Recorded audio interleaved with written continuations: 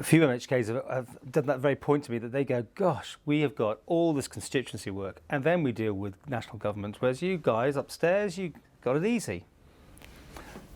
It's, I have to say, I take my hat off to the MHKs. Having constituents is very hard, and I see how hard they work. It doesn't mean to say the MLCs don't work as hard. We work in a different sort of way in terms of departmental membership, different set of responsibilities in terms of law revision, in terms of committee work, in terms of, you know, in my sense, getting involved in employment skills and in education and needs.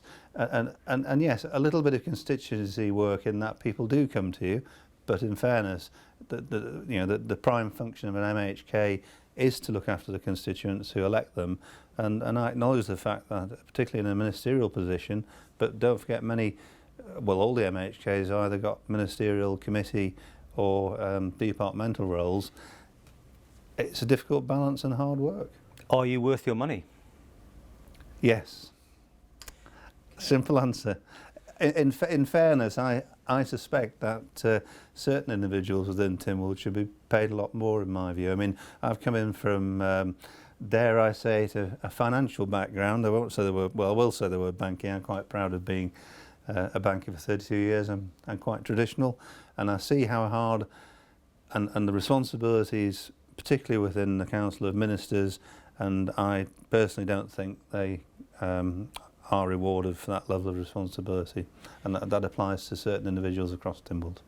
Now, the Chief Minister has kind of hinted that no one's in a position for the whole 5 years, and on that back of that, he's hinted that maybe some MLCs might get a chance to take on more responsibilities, you know, be ministers, that sort of thing. I mean, do you see yourself eventually, because of your financial background, you know, would the Treasury be awaiting you at some point in the future?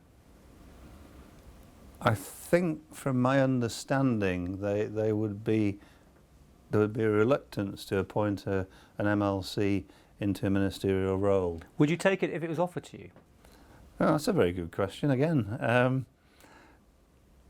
I know for a fact that people, constituents, people in the Island, voters, have got some very strong views on that. But would you, if it was offered to you, would you take it? If I was offered the chance to be a minister, I would be delighted to take the opportunity. You've asked the question, yeah. So I've answered it honestly. I think, in fairness to Parliament Tynwald, ministers should be elected from the MHKs.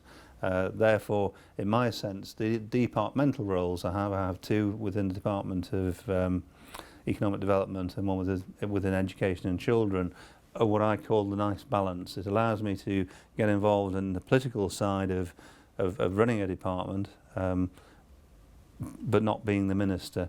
And I think it's a contentious issue. And I think the only time you probably would ever get asked that question would be if there was some sort of crisis in terms of a scenario where they need to bring a skill set in, but I don't, to be honest, see that happening.